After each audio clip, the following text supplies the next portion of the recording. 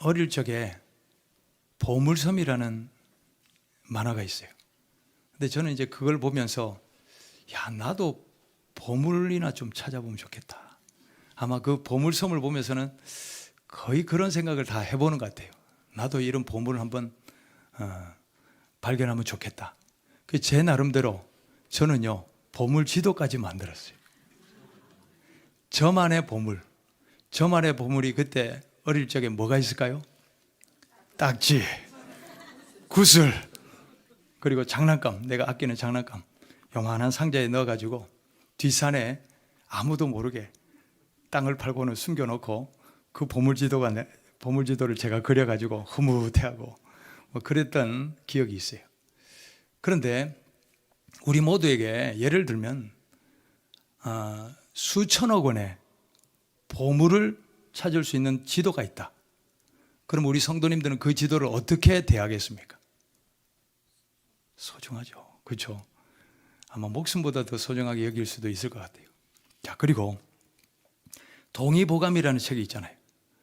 근데 이 동의보감이 조선시대 의사였던 허준이 이제 기록을 했는데, 우리 조선의 모든 의학책들뿐 아니고 중국에 있는 모든 의학책들을 다 섭렵을 해가지고 집대성하여 25권짜리로 대대적인 백과사전에 거의 맞먹는 그런 엄청난 의학 서적을 냈어요.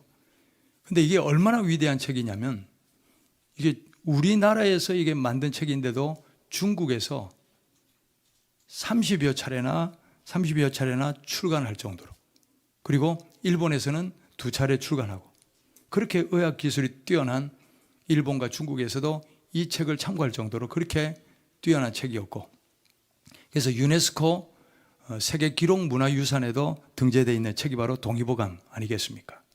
자, 그런데 만약에 이 동의보감과 같이 우리 병을 정확하게 진단해주고 정확하게 치료할 수 있는 처방을 알려주는 책이 있다. 그러면 어떻게 여기시겠습니까? 그 책을 어떻게 대하겠냐 하는 겁니다. 자, 그런데 우리는 이런 책을 이미 가지고 있습니다. 우리는 최고의 보물 지도를 가지고 있습니다.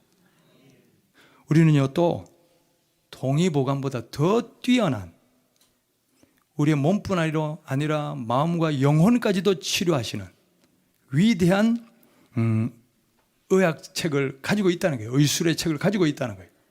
그 책이 무엇일까요? 그 책이 바로 성경입니다. 이 세상에서 성경보다 더 위대한 책은 없습니다. 성경은 우리에게 보물지도입니다. 이 땅에서 바르게 사는 방법을 알려줄 뿐 아니라 땅에서의 어떤 보물과도 비교할 수 없는 저 천국, 영원한 생명을 우리에게 알려주는, 그래서 이 생명의 길, 천국의 길을 알려주는 보물지도가 성경입니다. 또 성경은 치료의 책입니다. 자, 우리 육신의 문제를 진단하고 그것의 해법을 치료해주는 이 해법을 가지고 있는 책이 성경이요.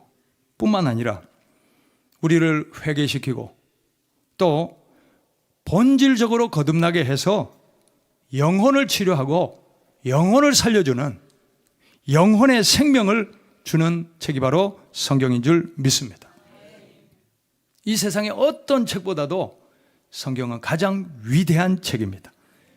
실제로 성경이 얼마나 위대한 책이냐면, 전 세계에서 가장 많은 언어로 번역된 책이 무슨 책일까요? 이제 단연 성경인데, 제가 한번 예를 들어볼게요. 동화 분야입니다. 동화 분야에서 가장 많은 언어로 번역된 책이 무엇이냐면 1위가 어린 왕자랍니다. 어린 왕자. 300여 개의 언어로 번역이 됐습니다. 그리고 2위는 피노키오의 몸. 이게 이제 260개 언어로 번역이 됐고요. 3위가 뭘까요? 3위. 이상한 나라의 앨리스. 이제 174개 언어. 4위는 안데르슨 동화집. 거기 이제 160개 언어로 번역이 됐어요. 우리 집에도 이런 책이 있는가 살펴봤더니 한 권씩 두 권씩 다 있더라고요. 그러니까 이제 집집마다 아마 이런 책들은 다 있는 것 같아요. 그런데 성경은 몇 개의 언어로 번역됐을까요? 성경은 3,610개. 3,610개. 최고의 동화책 어린 왕자가 300인데 성경은 3,610개의 언어로 번역됐어요. 이게 무슨 소리냐면 각 나라의 언어뿐 아니고 중국에만 해도 엄청나게 소수민족이 많잖아요. 그런 소수민족 부족들의 언어로까지도 다 번역된 게 바로 성경이라는 거예요. 성경은 세상에서 가장 많은 언어로 번역된 책입니다. 자, 또 그리고 성경은 원본, 원래 이제 원저자가 있을 거 아니에요. 우리는 성경을 하나님으로부터 계시를 받은 모세나 이런 원저자가 있을 거예요. 그런 원저자가 기록한 원문과 가장 일치하는 사본이 있는 책이 바로 성경입니다. 무슨 얘기냐면 원래 원문이 있고 사람들이 막 자기 나름대로 바꾸고 이래가지고 왜곡된 책이 아니라 원문과 가장 사본이 정확한 책이 바로 성경이라는 거예요. 그래서 우리가 성경을 읽다 보면 이렇게 1번, 2번 각주되어 거 있죠. 그것만 좀 차이가 날 뿐이지 나머지는 다 원본과 똑같은 거예요. 그래서 이게 얼마나 놀라운 일인지 모릅니다. 그러니까 무슨 얘기냐? 그만큼 성경은 믿을 만한 책이라는 거예요. 이 사본을 기록하는 사람들조차도 이것이 하나님의 말씀임을 정확하게 믿고 기록했기 때문에 1절 자기 생각이 들어가지 않고 1.1핵도 개인의 사견이 들어가지 않고 원문을 그대로 남긴 책이 성경이다 하는 거예요. 또 성경은 가장 오랜 세월 동안 보존된 책입니다. 자, 모세가 주전 1400년대 중반경에 성경을 기록했다 이렇게 볼 때 그때로부터 성경은 지금 3400년 동안을 보존되고 있어요. 그리고 성경은 가장 오랜 역사 동안 읽히고 있는 책입니다. 자, 이스라엘 백성들이 바벨론의 포로로 끌려가기 전에 성경을 보니까 열왕기하에 어떤 내용이 나오냐면 요시야라는 왕이 있어요. 이 요시야라는 왕이 이 율법학자들이 발견한 성경을 읽고는 우리가 잘못 살고 있구나. 우리가 우상을 섬기고 있구나. 그걸 깨닫고 대대적인 회개운동과 개혁운동이 일어납니다. 그때 이제 보면 성경을 발견하고 그때도 이미 성경이 이제 기록되어 있었고 그것을 요시야 왕이 읽고 대대적인 국가적인 회개를 일으켰잖아요. 자, 그것만 기준으로 삼더라도 지금 그때부터 지금까지 2650년 동안 성경은 읽히고 있는 것입니다. 또 성경은 모든 책들 중에 탁월하게 가장 많이 팔린 책이요. 또 성경은 인류 역사상 가장 많은 사람들이 읽은 책이 바로 성경입니다. 자, 왜 이렇게 많은 사람들이 성경을 읽을까요? 그만큼 성경은 가치가 있는 책이기 때문입니다. 아무리 누가 좋다고 해도 나에게 가치가 없으면 안 읽어집니다. 곧 사그라듭니다. 인기가 끝납니다. 그러나 이렇게 계속해서 역사가 흐를수록 더더욱 많이 읽히는 이유는 뭐냐? 그만큼 가치가 있기 때문이라는 거예요. 성경은요, 예전에도 지금도 누구든지 이 성경 말씀을 읽고 믿음으로 받아들이는 사람에게 변화가 일어납니다. 그래서 어떤 사람은 성경을 읽다가 살아계신 하나님을 만나기도 하고 어떤 사람은 성경을 읽다가 자기 죄가 깨달아져서 회개를 하기도 하고 어떤 사람은 성경을 읽다가 자기의 생각, 가치관, 인생에 대한 이 모든 것들이 변화되고 삶의 목적을 찾고 어떤 사람은 죽으려고 하다가 스스로 죽으려고 하다가 성경을 읽다가 인생이 회복되고 살아나는 역사가 일어나기도 하고 이런 간증들을 수없이 가지고 있는 책이 바로 성경입니다. 성경은 우리를 살리고 치료하시는 살아 역사하시는 하나님의 말씀이기 때문에 이 성경은 지금도 살아있는 변화의 역사를 성경을 읽는 사람들에게 일으켜 주시는 줄 믿습니다. 우리가 잘 알고 있는 김진호 목사님은 성경을 감옥에서 육독제 하다가 성령을 만나버리잖아요. 그런 것처럼 지금도 하나님은 살아계시고 역사하시고 이 성경의 말씀이 하나님의 말씀이기 때문에 하나님은 성경을 통하여 그 읽는 자들에게 임하여 주시는 줄 믿으시기를 축원합니다. 자, 디모데후서 3장 15절부터 17절 말씀에 우리 함께 읽어봅시다. 또 어려서부터 성경을 알았나니 성경은 능히 너로 하여금 그리스도 예수 안에 있는 믿음으로 말미암아 구원에 이르는 지혜가 있게 하는. 자, 성경을 기록하신 목적이 뭐라고요? 무엇에 이르는 지혜? 구원에 이르는 지혜. 16절. 모든 성경은 하나님의 감동으로 된 것으로 교훈과 책망과 바르게 함과 의로 교육하기에 유익하니. 자, 우리를 구원하시기 위하여 성경 말씀이 담고 있는 내용이 뭐냐면 교훈, 책망, 바르게 하고 의로 징계하기에 유익하다, 이렇게 되어 있어요. 그러니 이 말씀들이 전부 다 뭐냐면 우리를 찔러서 쪼개는 말씀이라는 거예요. 그렇죠? 이 내용 하나하나가. 그러면서 17절 다 같이 읽어봅시다. 이는 하나님의 사람으로 온전하게 하며 모든 선한 일을 행할 능력을 갖추게 하려 함이라. 아멘. 이게 바로 하나님께서 성경을 기록해 주신 목적이라는 거예요. 우리를 구원하시기 위하여 우리가 깨닫게 하시고 온전하게 하시고 모든 선한 일을 이룰 수 있도록 교훈하고 책망하고 바르게 하는 말씀이 성경이다. 이게 성경의 본 뜻이요 본질이요 기록 목적이라는 거예요. 우리 모두가 성경을 읽다가 하나님이 만나지시는 은혜가 있으시기를 축원합니다. 성경을 읽다가 내 죄가 깨달아지고 성경을 읽다가 회개가 터져나오시는 그런 은혜가 있으시기를 축원합니다. 또 성경을 읽다가 삶의 목적이 깨달아지고 내가 이렇게 살아서는 안 되겠구나. 내가 나의 이 시간과 인생을 이렇게 허비해서는 안 되겠구나. 그러면서 인생의 목적이 깨달아지시고 또 성경을 읽다가 살아계신 하나님과 예수님이 믿어져서 믿음대로 구원받는 그런 역사가 일어나시기를 축원합니다. 보통 종교를 고등 종교와 하등 종교 이렇게 구분을 합니다. 그런데 고등 종교, 하등 종교로 구분하는 기준이 뭐냐? 첫 번째는 윤리적으로 건전한가? 이걸 이제 따지거든요. 아무리 그 종교 세력이 커도 그 윤리가 비윤리, 그 교리가 비윤리적이면 그건 하등 종교라는 거예요. 예를 들어보면 이슬람의 경전인 꾸란에 이런 내용이 있습니다. 꾸란 9장 5절. 이 교도를 발견하면 살해하라. 꾸란 8장 12절. 불신자를 만나거든 목을 쳐라. 자, 이 가르침대로 이슬람에서는 실제로 가족들이 기독교로 개종하면 어떻게 합니까? 종교는 자유다 이렇게 안 해요. 찾아가서 코를 베버리거나 죽여버리거나 가족들이 그렇게 하는 일들이 지금도 일어나고 있습니다. 이슬람은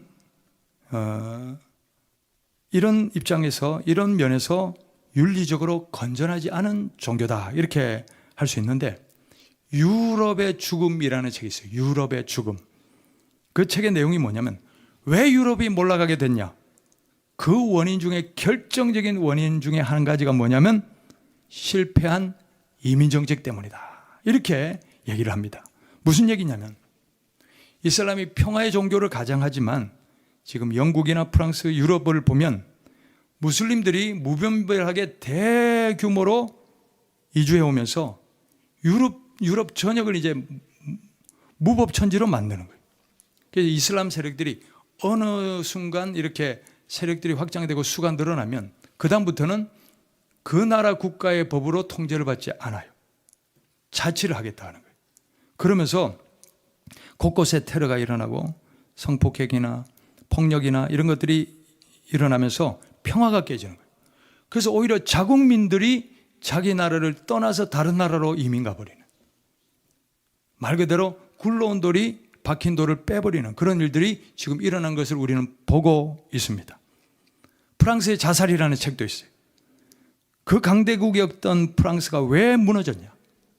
그 여러 가지 이유 중에 하나가 또 실패한 이민 정책이다 이렇게 꼽고 있다는 거예요. 자, 근데 이게 남일이 아니라는 거예요.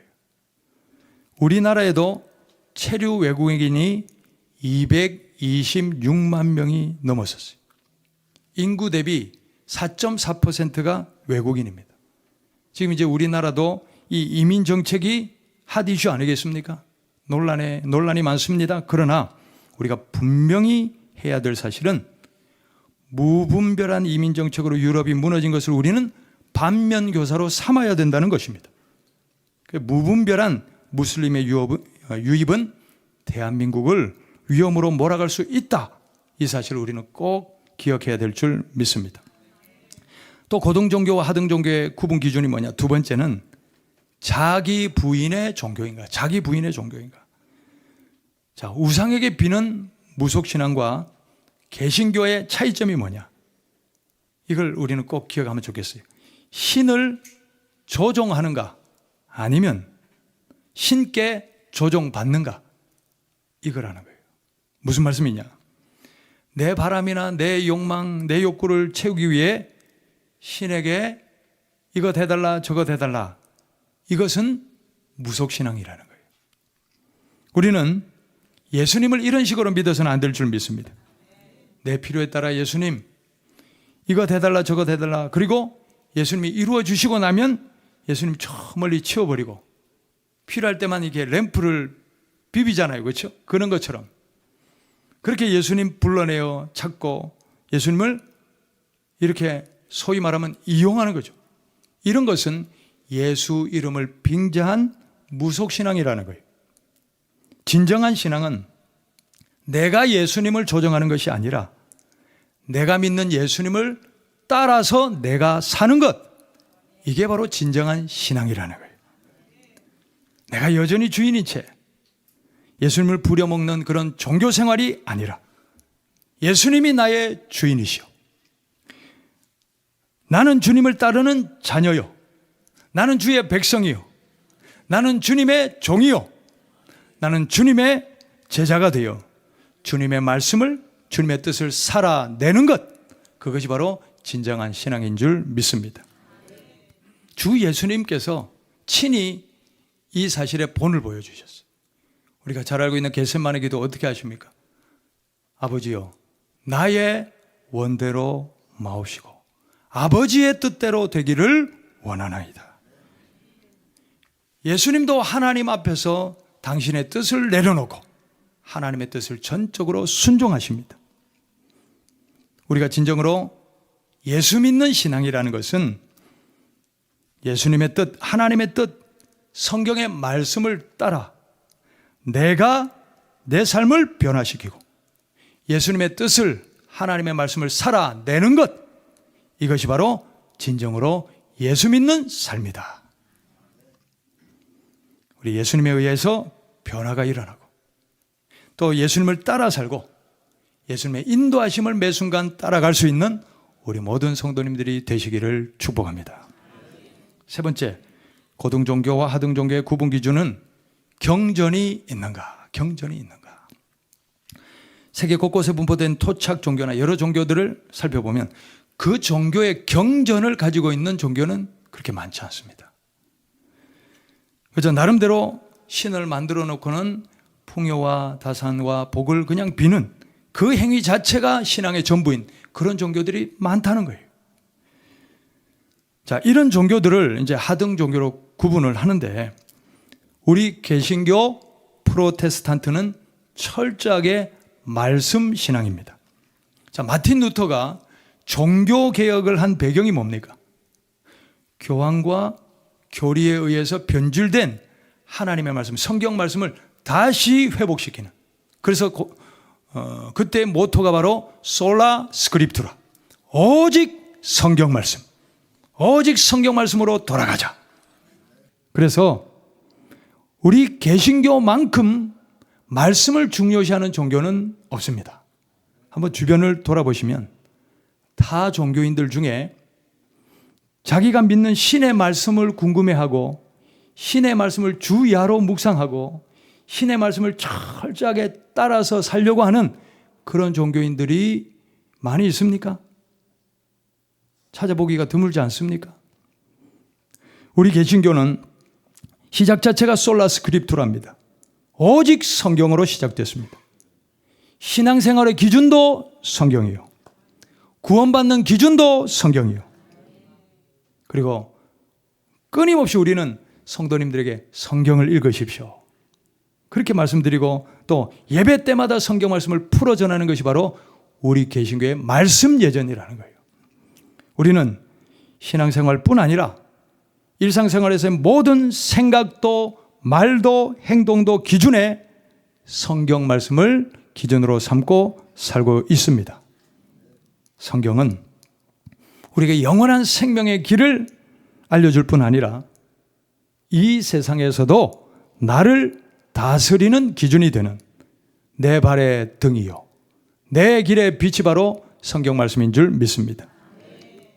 그럼 우리 모두가 신앙생활의 연륜이 깊어질수록 성경 말씀이 더욱더 알아지시고 성경 말씀을 더더욱 읽으시고 성경 말씀대로 믿으시고 성경에 약속하신 대로 구원을 받는 또 하나님의 은혜를 누리시는 성도들이 되시기를 축복합니다. 성경 말씀이 다른 책들과 구별되는 특별한 이유가 뭐냐? 몇 가지로 말씀드리면 4가지로 말씀드립니다. 첫 번째, 성경 말씀은 세상 철학이 아닙니다. 성경에서 그냥 세상 철학이나 건져내려고 해서는 안 된다는 말씀입니다. 두 번째, 성경 말씀은 목회나 교회 성장을 위한 도구 그 정도만도 아니라는 거예요. 성경을 목회 수단이나 교회 성장을 위한 수단 정도로 이용해서는 안 되는 줄 믿습니다. 세 번째, 성경 말씀은 마음에 위한 이 정도만 이것만 얻기 위한 수단도 아니라는 거예요. 성경은 우리 마음의 위로와 소망과 안식을 줍니다. 그러나 이것만이 성경을 주신 목적의 전부가 아니라는 사실이에요. 그러면 성경 말씀의 가장 큰 역할이 뭐냐? 성경 말씀은 우리 영혼을 살리는 능력이다. 영혼을 살리는 능력이다. 이게 바로 성경 말씀의 가장 중요한 역할이라는 거예요. 그래서 성경 말씀은 우리의 영과 혼과 육을 수술하고 살리는 수술 도구가 성경이라는 거예요. 그래서 성경 말씀은 우리에게 해주는 가장 중요한 역할이 뭐냐? 말씀의 능력이 뭐냐? 성경은 우리의 죄를 도려냅니다. 성경 말씀을 제대로 만난 사람은 말씀을 통하여 죄를 깨닫게 됩니다. 죄를 회개하게 됩니다. 이런 은혜가 성경을 읽다가 우리에게 일어나기를 소망합니다. 또 성경 말씀은 마음과 영혼을 살립니다. 명의가 몸의 병을 치료합니다. 명의가 몸의 암을 도려내듯이 성경 말씀은 오늘 우리가 읽었던 말씀에 의하면 우리의 영과 혼과 육을 찔러 쪼개고 그래서 우리의 영혼의 암덩어리인 죄를 도려내고 우리의 마음과 영혼을 살리는 수술 도구가 좌우의 날선 검이 바로 성경이다. 말씀은 우리에게 이렇게 알려주고 있습니다. 또 성경 말씀은 나의 연약함을 치료합니다. 그래서 성경 말씀이 심령과 골수를 찔러 쪼갠다 하였으니 우리의 무너진 마음도 살려내고 망가진 몸도 치료하는 전인적인 치료의 권세가 성경 말씀에 하나님의 말씀에 있는 줄 믿습니다. 그러므로 성경 말씀을 지킨 모든 사람들에게 말씀에 약속하신 대로 영원한 생명이 열리고 저 하늘 천국의 문이 열리고 구원이 주어지는 우리의 영혼을 구원하는 영혼을 살리는 구원의 말씀이 성경이다 하는 것입니다. 자, 이것이 바로 하나님께서 그토록 오랜 세월 전부터 우리 사람들에게 나타나셔서 하나님의 말씀을 전해주신 이유요. 바로 우리의 영혼 구원, 이것이 바로 예수님께서 십자가를 져주신 이유요.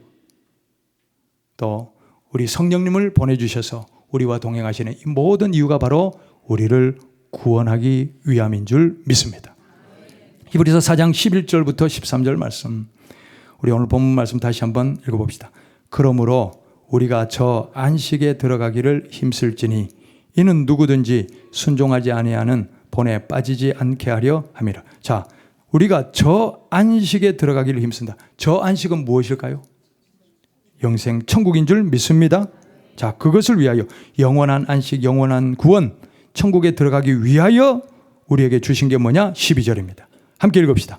하나님의 말씀은 살아있고 활력이 있어 좌우의 날선 어떤 검보다도 예리하여 혼과 영과 및 관절과 골수를 찔러 쪼개기까지 하며 또 마음의 생각과 뜻을 판단하니. 아멘. 성경은 무엇을 수술합니까? 우리의 영과 혼과 관절과 골수를 수술합니다. 우리의 마음과 생각을, 뜻을 수술합니다. 그리하여 자 13절 시작.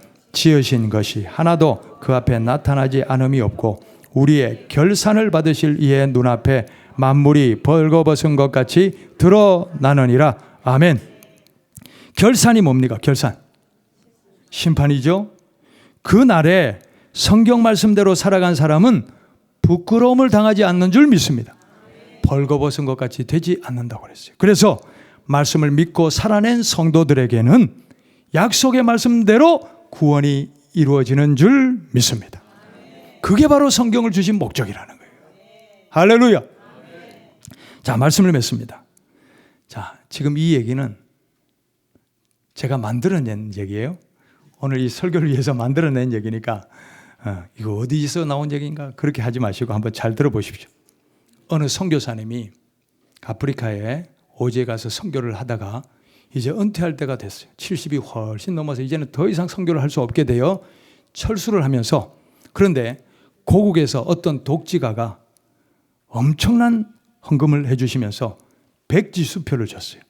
그러니 이제 그 아프리카 땅에다가 이제는 학교며 엄청난 규모의 병원이며 이런 시설을 짓고 사역을 더 왕성하게 할 수 있는 그런 백지수표를 하나 주셨어요.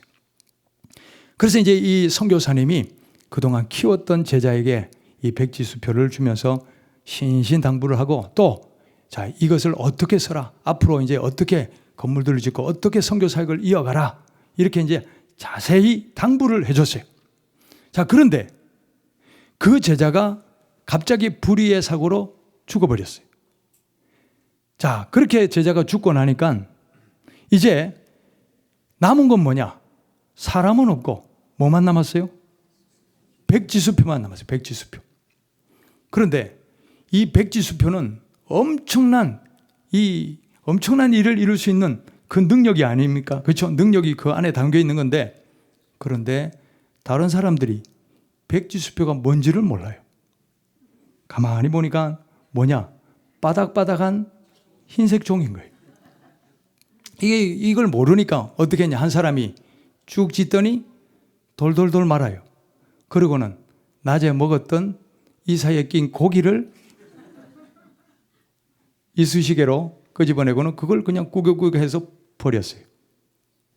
자, 무슨 말씀인지 이해되시죠? 용도를 잘 썼어요? 못 썼어요? 못 쓴 거예요. 그 엄청난 능력을 가진, 위력을 가진 그 수표를 용도를 잘못 쓴 거예요. 자, 이 이야기가 우리에게 주는 메시지가 뭡니까? 우리가 성경 말씀의 용도를 제대로 써야 된다는 것입니다. 성경 말씀은요, 우리에게 세상의 그 어떤 보물과도 비교할 수 없는 영원한 생명, 천국을, 구원을 주는 책이 바로 성경인 줄 믿습니다.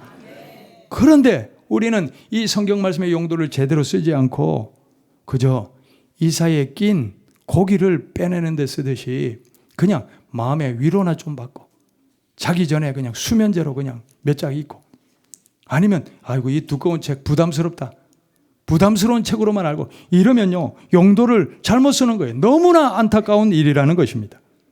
하나님께서 왜 성경 말씀을 기록하게 하셨을까? 왜 이 성경이 소멸될 수많은 위기 속에서도 보존되게 하시고 지금 우리에게 이렇게 눈앞에 성경을 주님께서 펼쳐주셨을까? 왜냐하면 하나님께서는 이 성경 말씀을 통하여 우리에게 구원을 주시려고 주신 줄 믿습니다. 성경은 우리를 천국으로 인도하는 하나님의 보물 지도인 줄 믿으시기를 축원합니다. 또 우리 개개인도요, 우리 교회들도 이 성경을, 하나님의 말씀을 용도 변경해서는 안 됩니다. 성경은 하나님의 말씀입니다. 그저 그냥 땅에서 복이나 좀 빌어주고 그러는 무속신앙의 도구로 써서는 안 된다. 그래서 이 성경은 우리의 영혼을 구원하기 위하여 하나님이 특별하게 주신 하나님의 말씀이 성경이다. 그러므로 성경을 읽다가 죄가 깨달아지시고 회개하는 역사가 일어나시기를 축원합니다. 성경을 읽다가 살아계신 하나님을 만나시기를 축원합니다. 성경이 믿어짐으로, 이게 하나님의 말씀이 이미 믿어짐으로 성경 말씀의 권세가 내 권세가 되고, 믿은 대로 성경에 기록된 약속된 저 천국을 선물로 얻는 성도들이 되시기를 축원합니다. 우리 모두의 심령에 진리의 말씀인 성경이 살아 역사하시기를 축원합니다. 또 우리 희저교회와 이 땅의 모든 교회들이 영혼을 구원하시는 이 진리의 말씀이 살아 역사하는 교회들이 되기를 그리스도 예수님의 이름으로 간절히 축원합니다.